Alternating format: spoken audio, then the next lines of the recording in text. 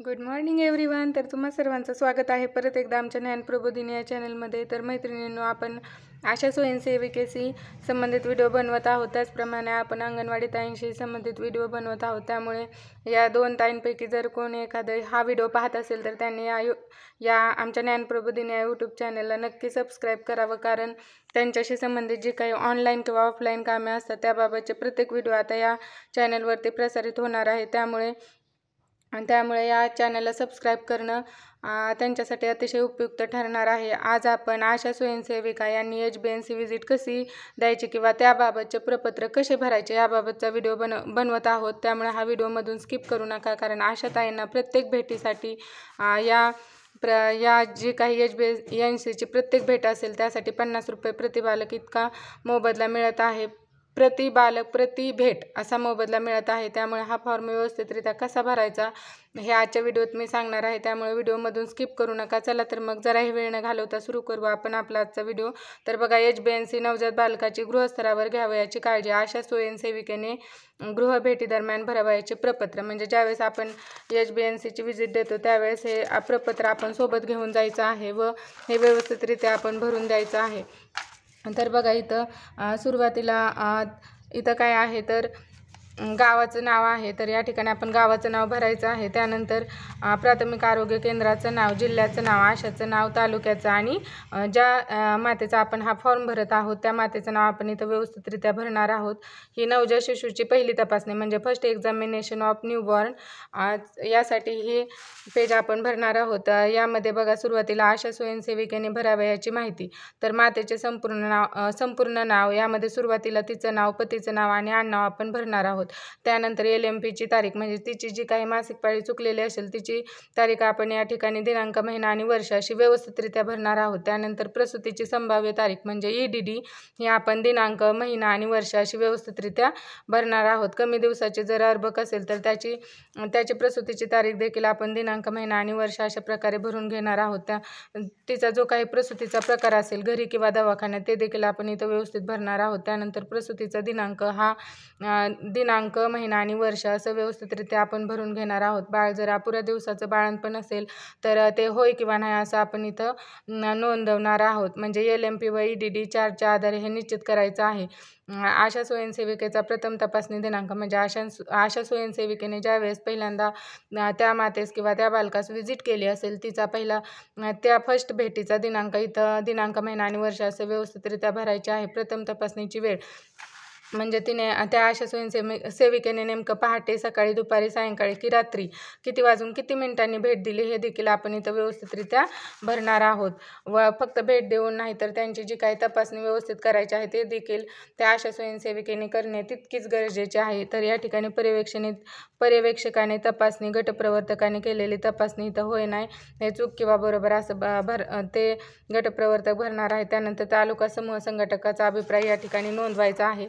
तर इथं बघितलं तर तुम्ही आशा स्वयंसेविकेने भरावयाची माहिती, मातेला खालीलपैकी कोणती अडचण आली का, तर या ठिकाणी काय अत्याधिक रक्तस्राव, म्हणजे त्या मातेचा अत्याधिक रक्तस्राव होत आहे का, या ठिकाणी होय किंवा नाही, किंवा ते बेशुद्ध किंवा झटके आले का, होय किंवा नाही असं आपण भरावयाचं आहे. त्यानंतर शिशूचा नवजात उपजत मृत्यू आहे का, म्हणजे तो शिशू जन्माला मृत्यू पावला आहे का, ते देखील होय किंवा नाही असं नोंदवायचं आहे.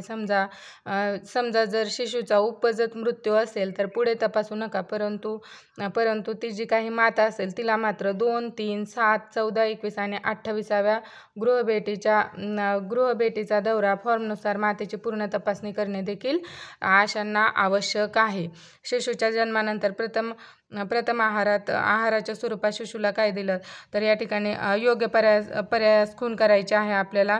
चीक, दूध, पाणी, मातेव्यतिरिक्त दूध, गुळाचा बोळा, मध, इतर पदार्थ व काहीच नाही अशा प्रकारे हे आपण या ठिकाणी नोंदवणार आहोत. तर या ठिकाणी चूक किंवा बरोबर असं देखील पुढे आपल्याला लिहायचं आहे. तर पुढे जाऊन शिशूचा प्रथम किती वाजता स्तनपान दिले, तर हे देखील किती वाजता सुरुवातीला स्तनपान दिलं, जन्मानंतर ते देखील किती वाजून किती मिनिटे हे आपण व्यवस्थित लिहायचं आहे, किंवा त्या मातेला विजिट देऊनच या सर्व गोष्टी भरायच्या आहेत. शिशु दूध कसे प्यायले, म्हणजे सहजपणे, कमजोरपणे, स्तनपानाद्वारे दूध न पिता दूध चमच्याने पिले किंवा स्तनपानाद्वारे व चमच्यानेही दूध पिले नाही, हे अशा प्रकारचं सगळं इथं नोंदवायचं आहे. त्यानंतर बाळाची पहिली तपासणी, यामध्ये बघा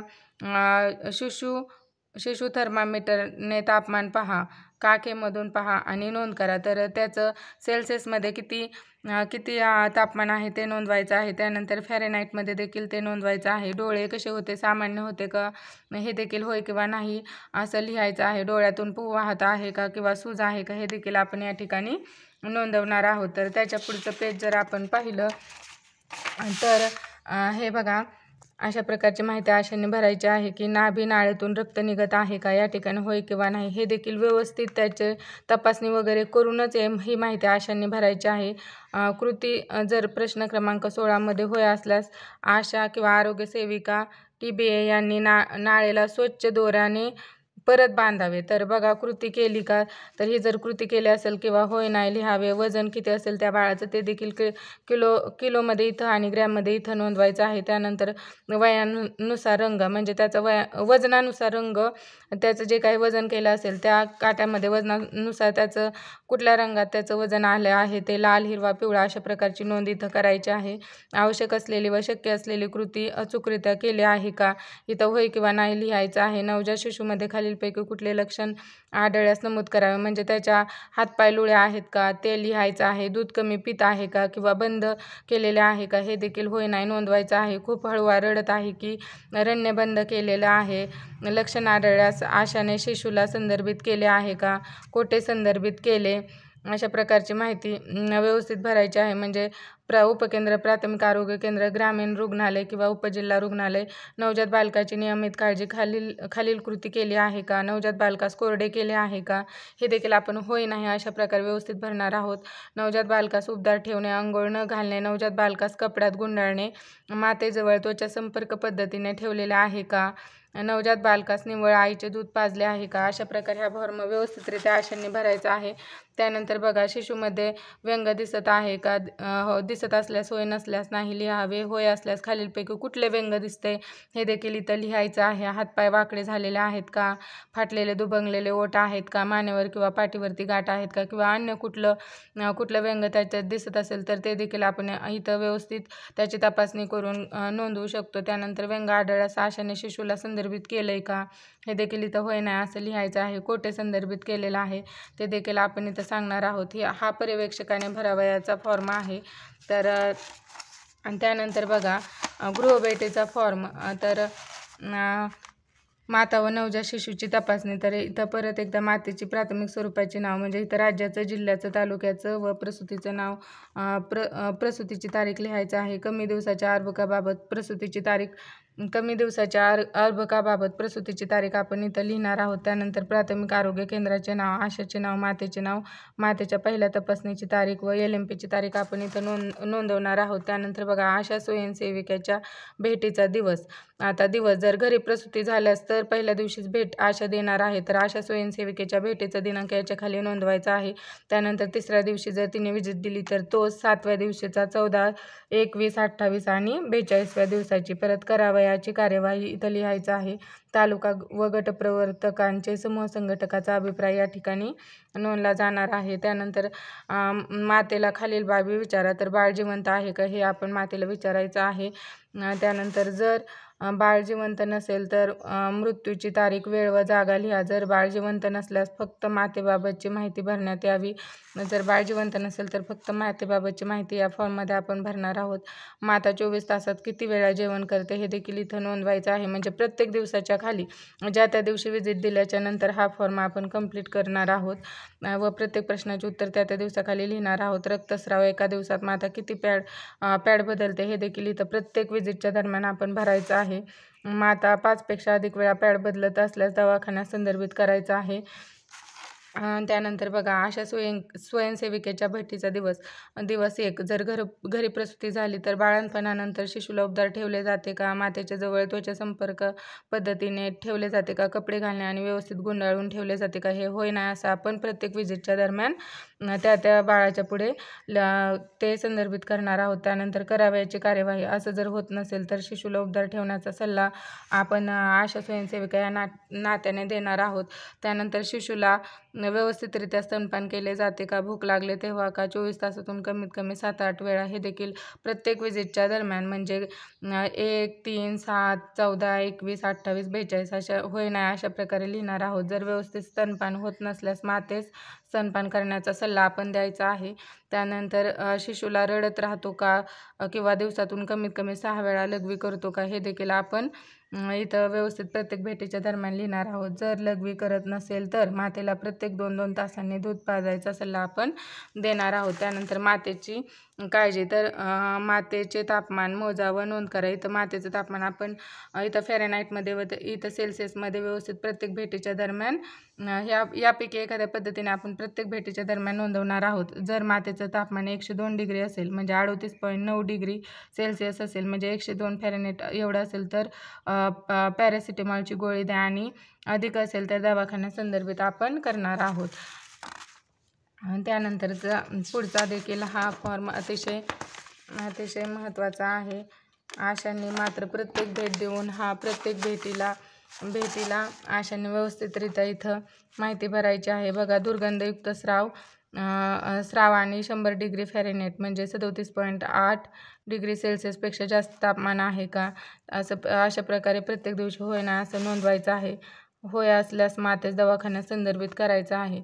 म्हणजे माता असंबद्ध बोलत आहे का किंवा तिला झटके येत आहेत का, हे देखील आपण प्रत्येक वेळी नोंदवायचं आहे. होय असल्यास मातेला दवाखान्यात संदर्भित आपण करणार आहोत. त्यानंतर प्रसूतीनंतर मातेला दूध येत नाही किंवा दूध कमी येत आहे का, हे देखील होय नाही अशा प्रकारे भरायचं आहे. बाळाला स्तनपान करायचा सल्ला आपण देणार आहोत. भावनिकरित्या एकरूप होऊन स्तनपान करण्यास सांगा. तसेच दूध पाजताना योग्य बैठक घेऊन दूध पाजण्यास देखील आपण सांगणार आहोत. त्यानंतर स्तनाग्राला चिरा पडणे, दुखणे किंवा स्तनात गाठी होणे अशा प्रकारचे जर काही आपल्याला एखाद्या विजिटच्या वेळेस आढळलं तर असल्यास मातेला स्तन स्वच्छ ठेवण्याचा सल्ला आपण देणार आहोत.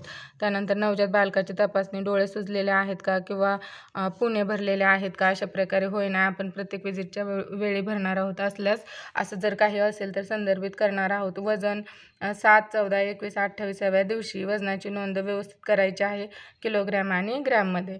जर बाळाचे वजन 250 ग्रॅम 2500 किलोग्रॅमच्या आत जर असल्यास बाळाला स्तनपान करण्याचा किंवा उबदार ठेवण्याचा सल्ला आपण देणार आहोत. त्यानंतर खाली बघा शिशू असल्यास उबदार ठेवण्याचा सल्ला द्यावा. बाळाचे वजन 1.8 किलोग्रॅमच्या आत असल्यास संदर्भित करणार आहोत. त्यानंतर पुढे जर पाहिलं तर हा फॉर्म आपण पुढे कंटिन्यू बघा. शिशु तापमान मोजा व नोंद करा. तर प्रत्येक वेळी शिशूचं तापमान प्रत्येक विजिटच्या दरम्यान तिथं नोंदवायचं आहे. अंगावर पुणे भरलेले फोड आहेत का, हे देखील होय ना अशा प्रकारे प्रत्येक विजिटच्या वेळी आपण इथं नोंदवणार आहोत. जांघेत, काखेत, नितंब, संडासची जागा या ठिकाणी लालसरपणा दिसणे किंवा पुरळ आलेला आहेत का, अशा प्रकारची नोंद देखील आपण इथं घ्यायची आहे. डोळ्यात किंवा त्वचेत पिवळेपणा आहे का किंवा कावीळ आहे का, अशा प्रकारची होय ना अशी माहिती आपण भरणार आहोत. आणि त्यानंतर बघा जंतू संसर्ग विधानाचे प्रपत्र आशा स्वयंसेविकेच्या भेटीचा दिवस इथं लिहायचा आहे. घरी प्रसूती झाल्यास पहिल्या दिवसापासून विजिट. त्यानंतर ही प्रत्येक 3, 7, 14, 21, 28 आणि 42व्या दिवशीची विजिटच्या वेळेस आपण इथं लिहायचं आहे. हातपाय लुळे आहेत का, नवजात शिशूचा अशा प्रकारे हे प्रपत्र आपण भरणार आहोत. होय ना अशा प्रकारे प्रत्येक विजिटच्या वेळी भरायचं आहे. दूध कमी पित आहे का, बंद केलेलं आहे का, खूप हळवा रडत आहे का, रडणे बंद केले का, पोट फुगून येणे अथवा मातेची तक्रार की बाळ वारंवार उलटी करतो, मातेची तक्रार की वारंवार बाळ थंड पडते व बाळाचे तापमान कमी होते, 99 डिग्रीपेक्षा तापमान कमी होत असल्यास व छाती आत ओढली जात आहे का, नाळेत पू होतोय का, 2 लक्षणांच्या आधारावर शिशु संक्रमण आहे का, अशा प्रकारे व्यवस्थित ही जंतू संसर्गाची माहितीचं प्रपत्र आशांनी व्यवस्थित विजिट देऊन व्यवस्थित तपासणी करून भरायचं आहे. आशा स्वयंसेविकेच्या भेटीचा दिवस तर बघा होय असल्यास रुग्णालयात पाठवले आहे का, आता कोणत्या रुग्णालयात पाठवले हे देखील आपण या ठिकाणी प्रत्येक विजिटच्या वेळेस व्यवस्थित लिहिणार आहोत. व प्रपत्राने अशा प्रकारची पर्यवेक्षकासाठी हे अशा प्रकारचं प्रपत्र आहे. हा जर फॉर्म व हा जर व्हिडिओ तुम्हाला आवडला व अशाशी संबंधित अजून कुठल्या टॉपिकवरती व्हिडिओ बनवायचा आहे याबाबतची कमेंट तुम्ही या व्हिडिओच्या खालील कमेंट बॉक्समध्ये करू शकता. धन्यवाद.